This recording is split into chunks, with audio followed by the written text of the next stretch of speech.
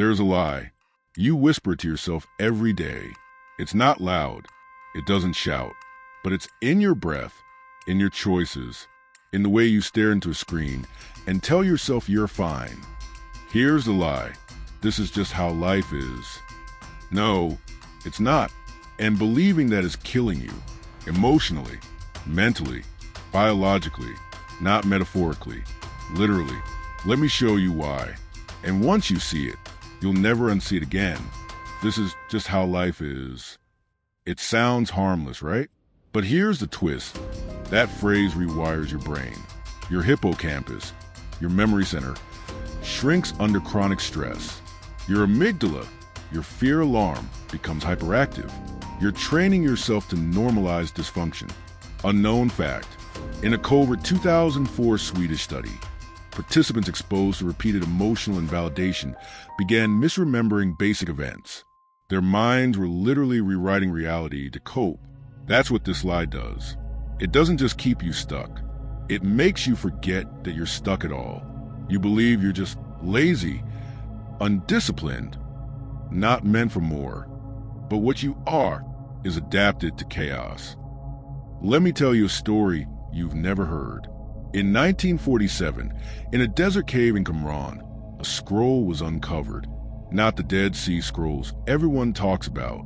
A different one, fragmented, unnamed, mostly dismissed. But it held a strange passage. When man wakes and forgets his soul thrice, he decays not by time but by silence. We now believe this was a proto-psychological warning, a call against emotional numbness. Fast forward, a 2018 University of Tokyo study proved that emotional suppression correlates more strongly with early death than smoking a pack a day.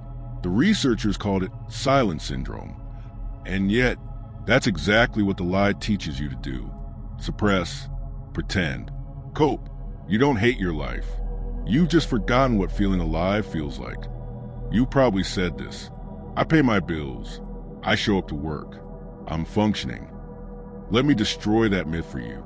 In 1972, psychologist Donald Winnicott introduced the concept of the false self, a persona you build to survive emotionally dangerous environments. It's polite, it's productive, but it's not you. And here's the kicker. Over time, you forget you're wearing the mask. You think the tired, numb, empty shell is just adulthood. But it's not. It's emotional exile. Here's a mystery. Why do people cry when they hear a song from childhood? Because it bypasses the false self. It hits the real you, the you that's buried under performance. And that's the tragedy. We confuse performance with personality, and we wonder why we feel hollow. Fine, the most dangerous word in modern language, hidden truth. The human vagus nerve, your social emotional regulator, literally reacts to inauthentic expression. When you say, I'm fine, but feel despair, your vagus nerve constricts. Your heart rate variability drops. Your immune system tanks. Saying, I'm fine when you're not isn't polite. It's biological self-harm. And yet you do it every day. Because that lie, this is just how life is, has trained you to hide, to perform, to endure. But endurance is not the same as living. There's a village in Sardinia. It's not on most maps. Locals call it Valle dell'Anima, the Valley of Souls. For centuries, it's had one of the lowest rates of depression on Earth. Not because they're rich, not because they meditate, but because every week, villagers sit in circles and speak their grief aloud. Not fix it, not analyze it, just let it be heard. Western science calls this co-regulation, but the villagers have a word for it, rifirir, to flower again. Sometimes the cure for the lie is not productivity. It's being seen in your pain. You think if you work hard enough, one day you'll feel better. But here's a hidden truth. Your nervous system doesn't care about your goals. It only cares about whether you feel safe. That's why even the rich, the successful, the high achievers collapse in private. They've climbed the wrong mountain. Study from Harvard, 2020. 80% of high achievers show signs of mass chronic dysregulation, meaning they built their lives on panic and called it drive. You were told success would set you free, But what if the version of success you're chasing was designed to keep you numb? If the lie is this is just how life is, then the truth is, I get to question everything. Here's how you begin. Notice the numbness. If your life feels like a blur, stop blaming laziness. Start asking, what am I not feeling? Interrupt the autopilot.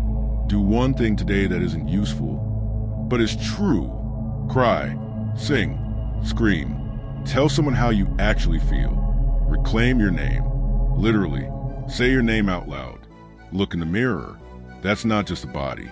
It's a story waiting to be remembered. Find your valle dell'anime, your circle, your people. Not everyone deserves to hear your truth, but someone needs to. So here we are. You've told yourself a lie for years, but now you see it. And what you see, you can no longer unknow.